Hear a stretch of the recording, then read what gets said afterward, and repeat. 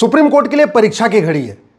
परीक्षा की घड़ी इसलिए है कि जो अभी सरकार ने वक्फ कानून में संशोधन किया है उसके खिलाफ 1 दर्जन से ज़्यादा याचिकाएं फाइल हो गई हैं, 1 दर्जन से ज़्यादा पीआईएल फाइल हो गई है। और पीआईएल कोई सामान्य व्यक्ति ने नहीं किया है। कांग्रेस के सांसद इमरान प्रतापगढ़ी ने किया है, मोहम्मद जावेद ने किया है, ओवैसी साहब ने किया है, अरशद मदनी जी ने किया है, अमानुल्लाह खान ने किया है। ऐसे 1 दर्जन से ज़्यादा पीआईएल फाइल हुई हैं। और कल सिब्बल साहब और सिंघवी साहब ने सीजेआई साहब से रिक्वेस्ट किया कि इन पे तत्काल सुनवाई की ज़रूरत है। तो हो सकता है 2-3-4 दिनों में इस पर सुनवाई हो जाए। अब सवाल यह है कि सुप्रीम कोर्ट में पीआईएल तो फाइल होती रहती, मैं भी करता रहता हूं, तो फिर ये परीक्षा की घड़ी कैसे है? परीक्षा की घड़ी ऐसे है कि ये 1995 वाले कानून को जब मैंने सुप्रीम कोर्ट में चैलेंज किया था उस समय सीजेआई थे चंचूड़ साहब, उनके साथ बैठे थे जस्टिस सूर्यकांत, वो अभी कुछ दिनों के बाद वो भी सीजेआई बन जाएंगे। उस समय चंचूड़ साहब ने हमसे कहा था कि आप ये बताओ कि आपकी कितनी जमीन पे वक्फ बोर्ड ने कब्जा कर लिया है। आप सीधे सीधे सुप्रीम कोर्ट क्यों आ गए? हाई कोर्ट भी जा सकते थे। उन्होंने कहा कि पहले ये एस्टेब्लिश करिए कि इस कानून के कारण आपको क्या नुकसान हो रहा है, आपका कौन सा फंडामेंटल राइट वायलेट कर रहा है। तो मैंने कहा साहब जब अगर पर्सनल नुकसान हो तो फिर पीआईएल किस बात की? पीआईएल का तो मतलब ही होता है पब्लिक इंटरेस्ट लिटिगेशन। हमारा कोई पर्सनल इंटरेस्ट लिटिगेशन थोड़ी है, कोई हमारी खुद की जमीन थोड़ी गई। हमारी जमीन अगर कब्जा होती तो मैं हाई कोर्ट जाता, कहीं और जाता। चूंकि ये कानून पूरे देश का है, संसद का बनाया हुआ है और पूरे देश में जमीनों पे कब्जा हो रहा है, इसलिए मैं सुप्रीम कोर्ट आया हूं। मैंने एक लिस्ट बनाई थी कि देश भर में वक्फ बोर्ड ने कितनी जमीनें कब्जा किया है। हालांकि उस समय मेरे पास जो लिस्ट थी वो 10 लाख एकड़ की थी। हमें यही पता था कि भारत में 10 लाख एकड़ जमीन पे वक्फ बोर्ड ने कब्जा किया हुआ है। और अभी जब ये कानून बदल रहा था तब पता चला कि नहीं ये तो 40 लाख एकड़ हो चुका है। तो हमारे पास जितनी जानकारी थी उस समय, वो जानकारी मैंने एक नोट्स बना के कोर्ट के सामने रखना चाहा तो चंचूड़ साहब ने मुझे वो नोट्स भी नहीं पढ़ने दिया। उन्होंने कहा not a single word mister Upadhyay, एक शब्द आप नहीं बोल सकते, हम नहीं सुनेंगे आपको। अंत में मैंने मजबूर होकर अपनी पीआईएल वापस लिया और मैं फिर दिल्ली हाई कोर्ट गया। अगले ही सप्ताह दिल्ली हाई कोर्ट ने नोटिस जारी किया, सरकार को नोटिस जारी हुआ। उसके बाद देश के अलग अलग हाई कोर्ट में पीआईएल फाइल होना शुरू हुई। कुल मिला के 120 पीआईएल इस समय पूरे देश में अलग अलग हाई कोर्ट में चल रही है। और उसके बाद फिर सरकार संशोधन लाई, जेपीसी बना, आगे क्या क्या हुआ आपको पता है, उसको बताने की जरूरत नहीं है।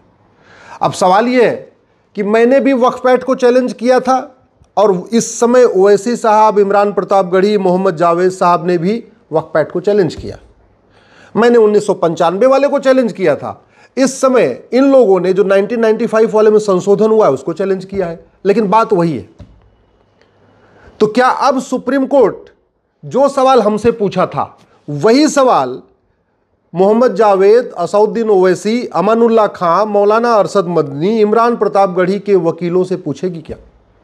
क्योंकि सवाल हमसे पूछा था कि आपकी कितनी जमीन पे वक्फ बोर्ड ने कब्जा किया, तो ये सवाल तो पूछना चाहिए जावेद साहब से, ओवैसी साहब से, अमानुल्लाह खान, अरशद मदनी से कि आप ये बताओ कि आपकी कितनी जमीन को सरकार ने अब तक ले लिया। पहले तो ये पूछना चाहिए ओवैसी जी से, मदनी जी से, इमरान प्रतापगढ़ी से कि आपके पूर्वजों ने कितनी जमीन वक्फ किया है, पहले तो ये बता दो। और जो आपके पूर्वजों ने जमीन वक्फ किया है उसमें से कितनी जमीन नए कानून के बाद सरकार ने कब्जा कर लिया। सवाल यह भी होना चाहिए कि क्या सांसद संसद के द्वारा बनाए गए कानून को सुप्रीम कोर्ट में चैलेंज कर सकता है क्या? क्योंकि सांसद संविधान की शपथ लेता है और वो कहता है मैं संविधान के अनुसार कार्य करूंगा और संविधान के अनुसार पार्लियामेंट में कानून बना। तो क्या सांसद को पीआईएल फाइल करने का अधिकार है क्या सुप्रीम कोर्ट में? और दूसरा, क्या सांसद को वकालत करने का अधिकार है क्या? क्योंकि सिब्बल साहब भी वकील हैं और सिंघवी साहब भी वकील हैं। मैं इसलिए पूछ रहा हूं कि एक कांस्टेबल भी अपनी नौकरी के दौरान दूसरा काम नहीं कर सकता, चाहे वो थानेदार हो, चाहे हवलदार हो, चाहे वो पेशकार हो, चाहे तहसीलदार हो, चाहे कलेक्टर हो या कप्तान हो। अरे बाकी तो छोड़ो, लॉ कॉलेज का प्रोफेसर भी जब तक नौकरी में है दूसरा काम नहीं कर सकता। जब तक उसको वेतन सरकार से मिल रहा दूसरा काम नहीं कर सकता। इवन टीचर को भी प्राइवेट कोचिंग खोलने का अधिकार नहीं, जबकि जो स्कूल है वो तो 5-6 घंटे ही चलता है। फिर भी सरकार ने नियम बना रखा है कि नहीं, जो सरकारी स्कूल का टीचर है वो कोचिंग नहीं चला सकता, सरकारी डॉक्टर अपनी क्लिनिक नहीं चला सकता, हॉस्पिटल नहीं खोल सकता, ये नियम है। तो फिर सांसद और विधायक जिनको वेतन भत्ता, गाड़ी, बंगला सब कुछ मिलता है अच्छा कानून बनाने के लिए, जब तक वो सांसद हैं, जब तक वो विधायक हैं, जब तक वो वेतन ले रहे हैं, जब तक वो भत्ता ले रहे हैं, जब तक सरकारी गाड़ी का यूज कर रहे हैं, क्या उनको कोई भी दूसरा काम करने की छूट मिलनी चाहिए? क्या उनको वकालत करने की छूट मिलनी चाहिए? मुझे लगता है सुप्रीम कोर्ट को एक बार इस पे भी ध्यान देना चाहिए। अब बात आती है कि ये वक्फ जो है प्रॉपर्टी, ये हो क्या रहा है? लॉजिक क्या दी जा रही है कि जो मुगलों की प्रॉपर्टी थी वक्फ प्रॉपर्टी हो गई। तो मैं ये पूछना चाहता हूं, क्या जहां तक भगवान श्री राम ने राज किया था वो सारी प्रॉपर्टी हिंदुओं की है क्या? क्योंकि जहां तक भगवान श्री राम ने राज किया था उसमें अब तक 25 देश बन चुके हैं, तो उन फिर 25 देशों की पूरी प्रॉपर्टी हिंदुओं की होनी चाहिए। क्या जहां तक भगवान भरत ने राज किया था वो सारी प्रॉपर्टी हिंदुओं की है क्या? क्या जहां तक राजा युधिष्ठिर ने राज किया वो सारी प्रॉपर्टी हिंदुओं की है क्या? क्या जहां तक चंद्रगुप्त ने राज किया वो सारी प्रॉपर्टी हिंदुओं की है क्या? क्या जहां तक सम्राट अशोक ने राज्य किया क्या वो सारी प्रॉपर्टी सनातनियों की है क्या? मैं इसलिए पूछ रहा हूं कि अगर राजा के हिसाब से फॉर्मूला चलेगा फिर तो मुगलों से शुरू क्यों करना चाहिए, थोड़ा मुगलों के पीछे शुरू करना चाहिए। और जहां पे युधिष्ठिर ने राज किया, भरत जी ने राज किया, भगवान श्री राम ने राज किया, चंद्रगुप्त ने राज किया, अशोक ने राज किया, वहां तो 25 देश बन चुके हैं, फिर तो 25 के 25 देश पूरा हिंदुओं के ही होने चाहिए, वो सारी प्रॉपर्टी हिंदुओं की होनी चाहिए। भाई पिछले 2500 साल में भारत के 25 टुकड़े हुए और 7 टुकड़े तो 1857 के बाद हुआ है, यानी पिछले 200 साल में 7 टुकड़े हुए। तो कायदे से चाहे ये म्यांमार हो, चाहे तिब्बत हो, चाहे अफगानिस्तान हो, चाहे पाकिस्तान हो, चाहे बांग्लादेश हो, ये सारी प्रॉपर्टी फिर तो हिंदुओं की होनी चाहिए अगर राजा के हिसाब से चल रहा है। और अगर नहीं, फार्मूला एक है, तो फिर मुगलों की जमीन वक्फ कैसे हो सकती है? और जब मुगलों की जमीन वक्फ नहीं हो सकती तो मुगलों के नवाबों, मुगलों के निजामों, मुगलों के जागीरदारों, मुगलों के जमींदारों, मुगलों के तीमारदारों, मुगलों के रजाकारों की जमीन वक्फ कैसे हो सकती है?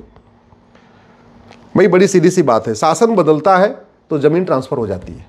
यानी जब तक मुगल थे, मुगल राज कर रहे थे, उसके बाद अंग्रेज आए, सारी जमीन का मालिकाना हक अंग्रेजों को ट्रांसफर हो गया। अंग्रेजों को ट्रांसफर हो गया, 1947 में देश आज़ाद हो गया, 1950 में संविधान लागू हो गया, सारी की सारी जमीन भारत सरकार को ट्रांसफर हो गई। कल को फिर तो अंग्रेज बोलेंगे कि अंग्रेजों का जहां जहां राज था कॉमनवेल्थ में, पाकिस्तान, अफगानिस्तान, बांग्लादेश, यहां वहां जहां जहां था, फिर तो अंग्रेज बोलेंगे सारी जमीन चर्च की है भैया, क्योंकि राज हमारा था, सारी जमीन क्रिश्चियंस की हो गई। ऐसे नहीं चलता। एक बात और, जो हिंदू पाकिस्तान बांग्लादेश से छोड़ के भारत आए उनकी जमीन तो वहां की सरकार की हो गई, वहां के वासिंदों की हो गई, वहां के लोगों ने ले लिया। तो फिर जो जमीन भारत के मुस्लिम छोड़ के गए, भाई जब बंटवारा हुआ 47 में तो पाकिस्तान से हिंदू भारत आए और भारत से बहुत सारे मुस्लिम पाकिस्तान गए, बांग्लादेश गए। तो जब वहां से जो लोग छोड़ के आए, सिंध से, लाहौर से, ननकाना साहब से, बाकी जगहों से, वो जमीन हिंदुओं की नहीं है, वो जमीन मंदिरों की नहीं है, तो यहां जो लोग छोड़ के गए थे, चाहे परवेज मुशर्रफ गए या जो भी गए, उनकी जमीन वक्फ की कैसे हो सकती है? फिर तो वो जमीन या तो मंदिरों की होनी चाहिए, या तो उनके पड़ोसियों की होनी चाहिए, या तो सरकार की होनी चाहिए। एक बात और, 1950 में टोटल वक्फ बोर्ड के पास प्रॉपर्टी थी मात्र 50,000 एकड़, यानी 500 साल के मुगलों के शासन और 200 साल के अंग्रेजों के शासन, कुल 700 साल के शासन में वक्फ प्रॉपर्टी थी मात्र 50,000 एकड़। अब आज के समय में वक्फ प्रॉपर्टी है लगभग 40 लाख एकड़। इसके पहले के वीडियोस मैंने 10 लाख एकड़ बोला है, लेकिन वो मेरी भूल थी, क्योंकि हमें 10 लाख एकड़ की ही जानकारी थी। ये 40 लाख एकड़ की जानकारी अभी मुझे हुई है, जब ये वक्फ कानून बदला जा रहा था तब गृह मंत्री जी ने बताया कि 39 लाख एकड़, और जो उन्होंने 39 लाख एकड़ बताया है उसमें केरल और बंगाल का डाटा नहीं है। तो अगर केरल और बंगाल का डाटा आ जाएगा तो मैं मान के चल रहा हूँ 1 लाख एकड़ और बढ़ जाएगा, यानी 40 लाख एकड़। और वैसे भी जब 1950 के पहले तक की जमीन थी, उसके पहले भी कानून चल रहे थे। ये सिविल प्रोसीजर कोड तो 1858 में बन गया था, तो अगर जिन लोगों को वक्फ करना था, जमीन दान करना था, वो सिविल प्रोसीजर कोड का पालन करते। ये सोसाइटी रजिस्ट्रेशन एक्ट 1860 में बन गया था, तो जिन लोगों को अगर वास्तव में दान करना था, हिंदू दान करते थे, तो अपनी ज़मीन 1860 वाले सोसाइटी रजिस्ट्रेशन एक्ट में रजिस्टर कराते थे। उसके बाद चैरिटेबल ट्रस्ट एक्ट 1920 में बन गया, तो जिन हिंदू, जैन, बौद्ध, सिख ने कुछ दान करना था तो उन्होंने यहां रजिस्टर कराया। मुझे समझ में नहीं आ रहा है, हिंदू, जैन, बौद्ध, सिख सब लोगों ने अपनी जमीन को ट्रस्ट एक्ट में रजिस्ट्रेशन कराया, ये 1920 वाले में, सोसाइटी रजिस्ट्रेशन एक्ट में 1860 वाले में रजिस्ट्रेशन कराया, सिविल प्रोसीजर कोड 1858 का था, इसको फॉलो किया। तो मुस्लिम्स ने क्यों नहीं किया? सब अंग्रेजों का कानून फॉलो कर रहे थे, मुस्लिम्स क्यों नहीं कर रहे थे? चलो मान लेते हैं भाई ठीक है, पढ़े लिखे नहीं थे, उनको नहीं थे। लेकिन 1950 के बाद तो संविधान लागू हो गया, और संविधान लागू हो गया उसके बाद तो मुंह ज़बानी कोई भी चीज़ होती नहीं थी, कोई भी चीज़ मौखिक नहीं होती थी, हर चीज़ लिखित में होती थी। तो जब 1950 के पहले की 50,000 एकड़ ज़मीन बाहर निकाल भी दे, चलो मान लेते हैं भैया ठीक है, तो जो बाद में 39.5 लाख एकड़ ज़मीन बढ़ गई वो तो बाकायदा कागज़ दिखा के हुई होगी, बाकायदा रजिस्टर करा के हुई होगी, क्योंकि भारत स्वतंत्र हो चुका था, नियम कानून बन चुका था, सबको जो कुछ भी दान करना था बाकायदा रजिस्टर में करना था, लिखित में करना था, गवाहों के साथ करना था। फिर मौखिक में क्या हो गया? इसलिए मेरा मानना है अब समय आ चुका है, इन विषयों पे चर्चा हो, गंभीरता के साथ चर्चा हो। और इसलिए मैं कहता हूँ वक्फ एक्ट में संशोधन नहीं होना चाहिए, वक्फ एक्ट पूरा का पूरा ख़त्म होना चाहिए। One nation one charity code होना चाहिए, one nation one property code होना चाहिए, one nation one endowment code होना चाहिए। हिंदी में कहेंगे समान दान संहिता, समान धर्मस्थल संहिता, समान संपत्ति संहिता होनी चाहिए, क्योंकि भारत का संविधान मजहब के आधार पे कोई नियम कानून बनाने की इजाज़त नहीं देता। एक बार वक्फ बोर्ड तो फिर भी बन सकता है, वक्फ ट्रिब्यूनल तो मजहब के आधार पर हो ही नहीं सकता, बिल्कुल नहीं हो सकता, क्योंकि ट्रिब्यूनल कोर्ट का काम करता है और कोर्ट मजहब के आधार पर नहीं होती है। भारत में 20 ट्रिब्यूनल है, इनकम टैक्स ट्रिब्यूनल है, नेशनल ग्रीन ट्रिब्यूनल है, एनजीटी है, सेल टैक्स ट्रिब्यूनल है, जीएसटी ट्रिब्यूनल है, बहुत ट्रिब्यूनल है, एक भी ट्रिब्यूनल मजहब के आधार पर नहीं है। फिर वक्फ ट्रिब्यूनल क्यों? ख़त्म होना चाहिए। संविधान मजहब के आधार पर, और ज़मीन का फैसला हमेशा रेवेन्यू कोर्ट करती है, सबके ज़मीन का फैसला रेवेन्यू कोर्ट में हो रहा है, तो फिर मुगलों के ज़मीन का फैसला वक्फ ट्रिब्यूनल में क्यों होगा? मेरा मानना है इस पे गंभीरता के साथ जांच होनी चाहिए। और वैसे भी एक तरफ तो कहते हैं मुस्लिम गरीब है, मुस्लिम गरीब है तो फिर दान कर किसने के दिया? ओवैसी साहब बता नहीं रहे कि उनके पूर्वजों ने कितना वक्फ किया, मदनी साहब बता नहीं रहे कि उनके पूर्वजों ने कितना वक्फ किया, इमरान प्रतापगढ़ी बता नहीं रहे कि उनके पूर्वजों ने कितना वक्फ किया, मोहम्मद जावेद बता नहीं रहे उनके पूर्वजों ने कितना वक्फ किया, बुखारी बता नहीं रहे उनके पूर्वजों ने कितना वक्फ किया। वैसे बुखारी साहब बुखारा से आए थे तो उनको तो वक्फ का अधिकार ही नहीं, यहाँ की 1 इंच ज़मीन पर उनका मालिकाना हक नहीं है। मदनी साहब मदीना से आए थे, इसलिए भारत की 1 इंच ज़मीन पर उनका अधिकार नहीं बनता। ओवैसी साहब वगैरह सब विदेश से आए, इसलिए यहाँ की एक इंच ज़मीन पर उनका हक बनता ही नहीं है। और जिनका बनता भी है तो उनको कागज़ तो दिखाना चाहिए। अगर मेरी बात ठीक लग रही हो तो इस वीडियो को अधिक से अधिक शेयर करिए, अपने सांसदों को भेजिए, विधायकों को भेजिए। अगर आपके जान पहचान में कोई नेता है, अभिनेता है, लेखक है, बुद्धिजीवी है, पत्रकार है, कलमकार है, उसको ये वीडियो भेजिए। अगर आप किसी जज साहब को जानते हैं, वो ये वीडियो उन तक भी भेजिए, क्योंकि मामला अब परीक्षा की घड़ी की है। देखना यह है कि सुप्रीम कोर्ट ने जो स्टैंड हमारे जैसे एक छोटे से वकील के लिया, क्या वही स्टैंड सिब्बल और सिंघवी साहब जैसे बड़े वकीलों के लिए भी होता है? सुप्रीम कोर्ट ने जो स्टैंड हमारे लिए लिया, क्या वही स्टैंड ओवैसी के लिए, मोहम्मद जावेद के लिए, इमरान प्रतापगढ़ी के लिए भी लेती है? अब ये देखना है।